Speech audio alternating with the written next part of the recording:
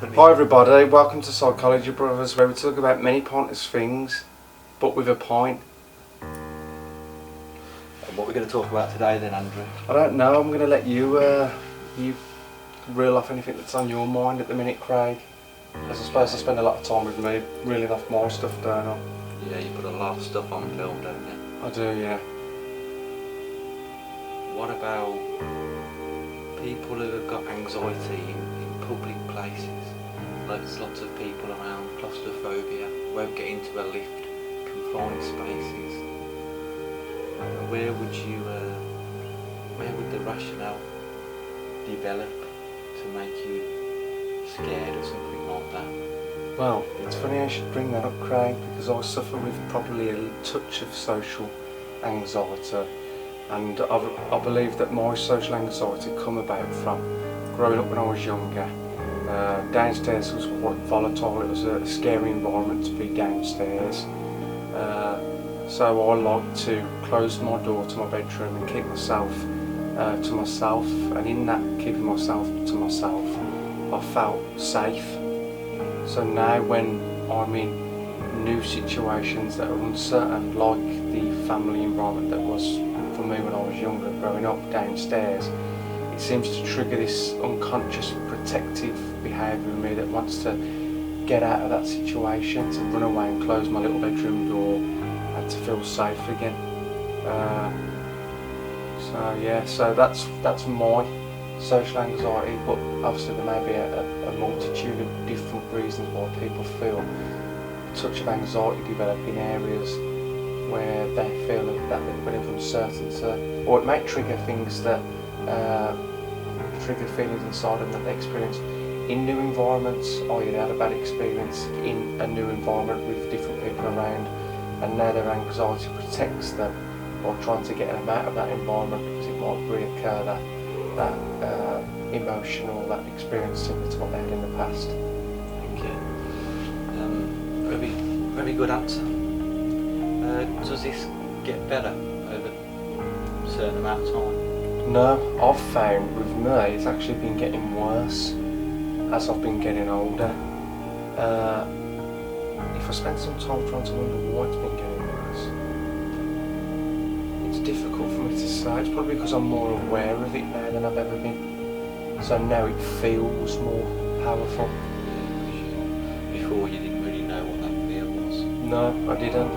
So it's time for me to try and start pulling my socks up and being aware of what I've got and maybe where it's coming from, and trying to stay as rational as possible in those situations and telling myself this isn't the family environment downstairs, nothing terrible is going to happen to me, and as long as I support myself in those moments when the anxiety is coming up, in a way it will be like me locking myself away safely in my bedroom. You know very well though when this irrational behaviour kicks in. Sometimes you swim away and you get lost down that rabbit hole of fear, don't you? For someone, a logical person, to say to yourself, remember what this is. It's hard, isn't it? It happens in such a split second. That thought, that negative feeling, basic rundown of yourself gets you to the level where you don't see any sort of logical behaviour. No, the logical in the fight or flight response, when we've psychologically gone deep down into our animal fight or flight response, we lose that top layer logical conscious part of ourselves that can rationalise things properly. Is there something we could do, a sort of warning sign for ourselves to sort of stop that from happening? Not all the time. There is a process, yeah, and I suppose the process would be, first of all, when you feel the anxiety coming on, if you can find a way where you can go, this is my anxiety. First of all, right there, you've stopped yourself going completely down that rabbit hole of fear, and you've owned and become conscious of, okay, I'm feeling anxious now. The second part of that process you'll probably say is don't expect the anxiety to fade by consciously recognising it, because if you go in with the hope that you're going to subside it and it doesn't subside with that conscious thought, your anxiety is going to increase, because ultimately you're trying to control the anxiety and lower it, And in that control, it's easy to lose that control, and when you feel that loss of control, it'll trigger that fight or flight response even more. So immediately you would say, if this was a step-by-step guide, Yeah. immediately first thing to do is, boom, when it happens, to just say to yourself, this is my anxiety coming on, this is my anxiety, and just stay on the ball with that. Yeah. Second in the process is expect that it might not bring your anxiety down, and that's okay. Try and develop a relationship with your anxiety where you realise it's a protector of you, not your enemy. It's there to make you feel uncomfortable, it's there to try and push you out of that environment, but there's a part of you that doesn't want to be pushed out of that environment anymore, because you want to grow and you want to experience new things. That younger part of you that's afraid and trying to protect you from that uncertain environment, in a sense you can't push that part of you away. You've got to try and welcome that part of you and go, I know what you're doing, I know why you're here, and I'm going to allow myself to feel you as a messenger to me, that you're trying to protect me. It's quite incredible, isn't it? That if you think about every argument, every sort of choice that we make, everything that happens, even an anxiety coming on in a shopping mall, it's amazing that is just an experience that you've had, and you're reacting to it 1 in a million differently to anyone else, just based on what you've experienced. And it's incredible, if you bumped your head and woke up tomorrow with amnesia, all them things, morals and everything you have will all be changed in the blink of an eye. Good, yeah. And this is fundamentally going to help people to realise what they have, and that they can change it, and it's to know value right this moment in your life. Yeah. And you can change it, and it's easy for me to preach that because I'm struggling now to work through my own anxiety associated to these new environments, where I feel I've lost that sense of control. My bedroom was my way of controlling how I felt. So as soon as I'm in an environment where I feel like I'm losing control with how I feel, that scares me.